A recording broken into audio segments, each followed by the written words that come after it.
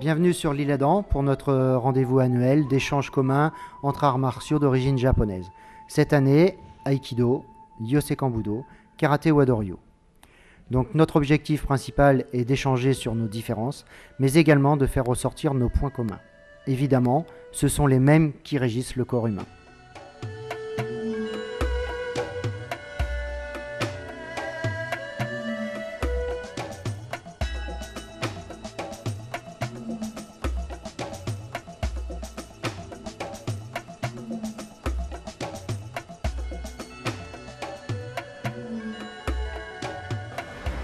Donc voilà, nous avons été invités par le club d'aïkido de l'île Adam pour faire une petite présentation du Ryosekan Budo.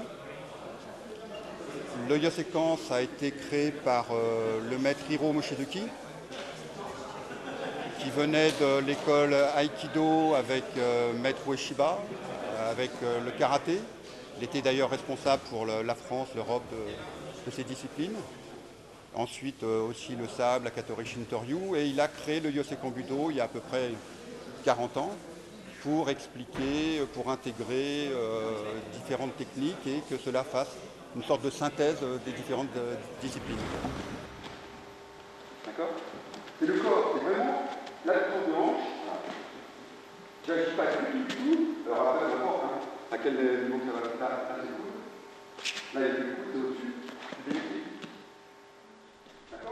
Sur cet exercice, Gérard donc, nous montre bien qu'il n'est pas utile d'utiliser la force, mais de bien utiliser tout son corps pour donc déplacer le partenaire là où on le souhaite. Donc reprendre le centre de gravité après l'esquive et ensuite amener le partenaire pour pouvoir travailler donc style Aikido, Yukishigai. Je rentre en contact. Tout de suite, je pivote, déséquilibre, voilà, une opportunité, je rentre. Et en rentrant. Donc là, il insiste bien sur la notion de contrôle, la position de la main. Donc là, on voit bien l'esquive, reprendre le centre. Quand le partenaire repousse pour reprendre son équilibre, on utilise sa force et on le fait tourner autour de soi pour le reprendre à nouveau donc sur la clé, voire autre chose.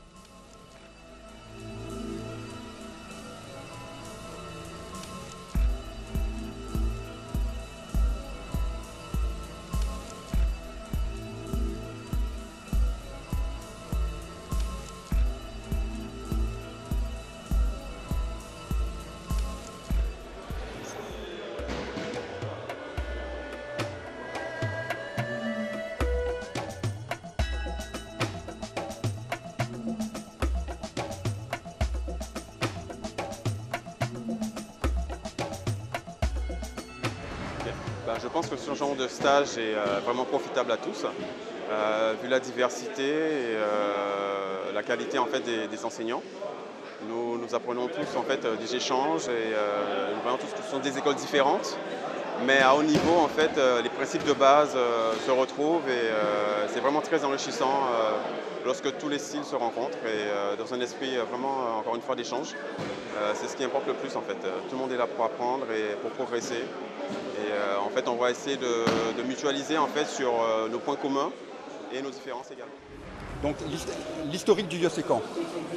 Le maître a travaillé avec son père, grand maître Minoru Mochizuki, qui lui avait travaillé avec Jigoro Kano, le fondateur du judo, Ueshiba, fondateur de l'aïkido, et avec des grands maîtres, dont les noms ne sont pas arrivés jusqu'ici, mais avec des grands maîtres de l'époque, dans le jujitsu, dans les armes, dans le sabre, etc. Son fils a travaillé aussi donc, à l'école, comme tout bon japonais, le kendo, a travaillé le karaté, entre autres avec son père, le judo, et a travaillé l'aïkido avec maître Ueshiba. Il est venu en France, bon je passe un petit peu l'historique, mais il est venu en France à un moment pour remplacer quelqu'un qui venait de décéder, et donc il a été responsable à cette époque-là du karaté, Shotokan à l'époque, pour France-Europe, de l'aïkido, et aussi d'une grande école de sabre qui est la Katori Shintoryu. Et dans son travail perpétuel, sa recherche continuelle, à un moment il est reparti au Japon et il a ramené le karaté Wadoryu. Il avait travaillé avec le maître Otsuka. Et toujours dans sa démarche, à un moment, il a créé déjà son père Minoru Mochizuki avait déjà essayé de faire un peu cette synthèse, puisque dans son école Ryosekan, il travaillait toutes les disciplines. Et maître Hiro Mochizuki lui a réussi à vraiment faire la synthèse de cela en utilisant le mouvement de hanche, le mouvement global. Et c'est dans les années 55-56 que le Yosekan, d'abord petite phase Aiki Yosekan, ensuite Yosekan Budo, en l'honneur de son père, le dojo Yosekan. Et donc il a appelé ça Yosekan Budo. Et donc depuis cette époque-là, eh ben, on évolue, on recherche, on se développe. Il y a continuellement eu de sa part, moi j'ai eu la chance d'être là quasiment au départ, donc ça fait 37 ans que je pratique. D'abord avec maître Gabriel Michaud, qui m'a envoyé vers lui, et donc j'ai pu intégrer l'équipe de France de démonstration, de compétition, de faire énormément de stages avec lui. Et à cette époque-là, j'ai eu cette chance avec d'autres, c'est qu'il était en pleine création. Donc avec toutes les errances, mais toujours en avançant. Et donc on a pu comprendre ce qu'il ne fallait pas faire et ce qu'il fallait faire, puisque lui arrivait, c'est un chercheur. Je me souviens d'un petit article dans Libération, c'était Hiro la science, un chercheur infatigable. C'était le titre. Et c'est vrai qu'il est continuellement en recherche, continuellement en analyse, ce qui fait que le Yosekan est quelque chose de très très vivant, n'est pas figé. Et donc continuellement, amélioration, performance, recherche. Donc voilà. Donc ce stage se déroule depuis de nombreuses années, pratiquement une vingtaine d'années. Et donc nous essayons, donc, sur l'invitation de Georges Masson, professeur donc, au club d'aïkido de l'Isle-Adam, d'échanger nos pratiques et de voir entre autres tout ce qui converge, entre autres sur les principes fondamentaux et la notion de contrôle. Cette année, nous avons invité donc, le Yosekan Budo en la personne de Gérard L'Homme. Et donc nous avons pu constater, une fois de plus, que nos pratiques sont très convergentes, différentes, comme tu dirais, sur l'emballage, mais sur le fond et les principes fondamentaux qui les régissent, identiques. Sur coup de poing visage, on va revoir un petit peu ce que vous venez de travailler, mais antérieur. Simplement rotation, et ici, défense frappe. Reprendre le centre. Donc sur attaque Jodan Tsuki, défense Tenaga Shukie et contre-attaque avec la main droite au niveau de la clavicule, Shiryuto.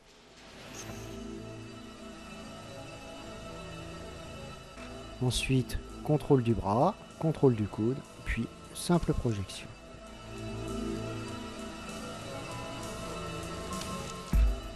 Donc, un Nagashi pour se retrouver à l'intérieur. Attaque sur la clavicule en même temps que la défense. Esquive, défense contre-attaque, Sentai Tai. Et ensuite, on reprend le contrôle. Ok, juste ça. Doucement sur le bras.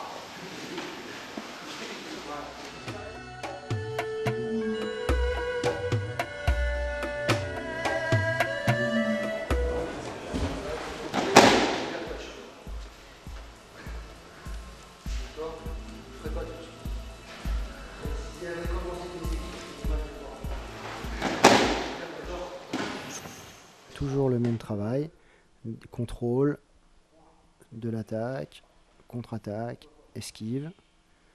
Ensuite sur place, nous allons pivoter en laissant les pieds donc bien sur place. Uniquement un travail de corps, de rotation, pour frapper Jodan Urakanuchi avec le bras gauche. Important, la souplesse au niveau des appuis,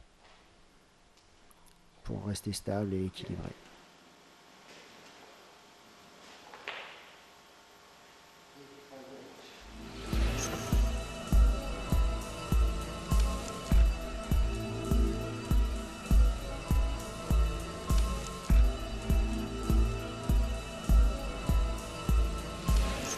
C'est la même rotation qu'on prolonge.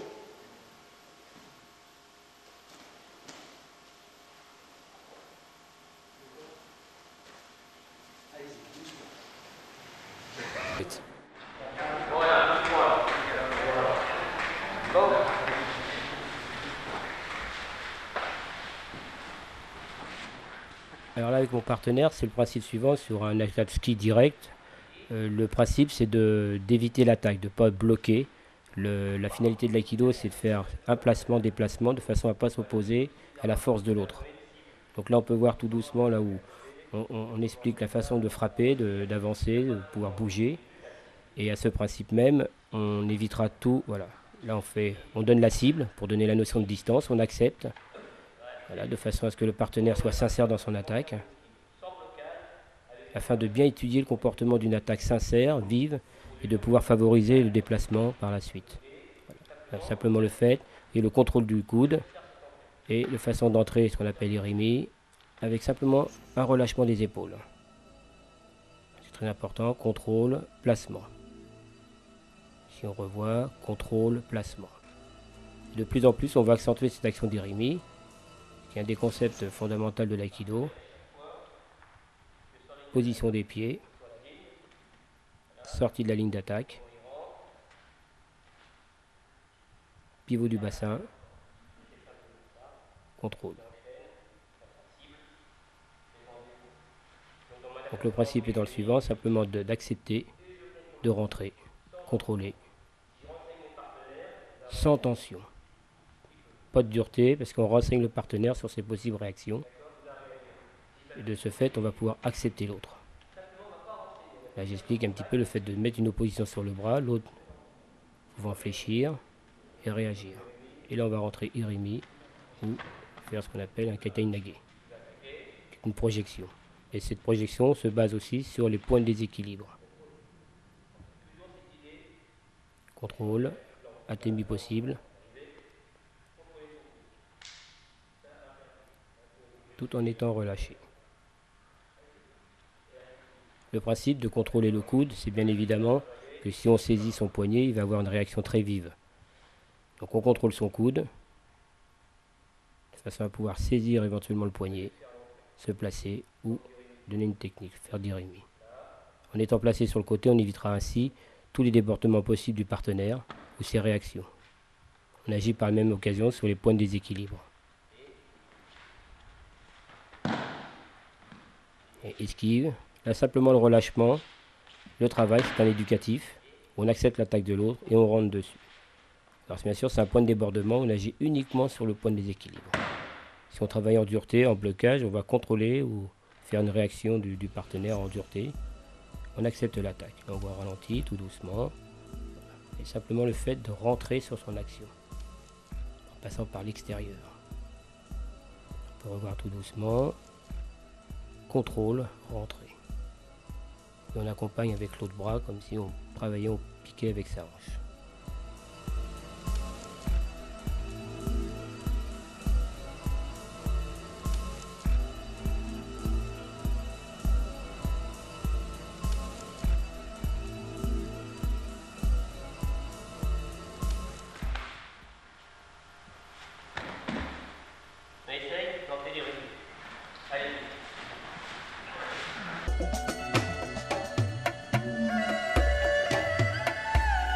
Dernier exercice qu'on a fait, ce qu'on appelle des exercices de Kokyu, travail d'énergie. Donc là, il y a aussi un travail mental, c'est-à-dire s'imaginer un petit peu qu'on est un peu comme un arbre. Et il y a certes aussi des petites astuces, mais là, on ne peut pas toujours révéler tous les petits secrets. Les points d'ancrage, la façon d'expirer, de travailler surtout avec son bas-ventre. En conclusion, je pense que c'est un stage qu'on refera. Si ce n'est pas sur l'île Adam, ça sera certainement chez Gérard, mais je pense qu'on va réitérer ces cours dans la mesure des calendriers possibles et je pense qu'on s'efforcera de le faire assez souvent.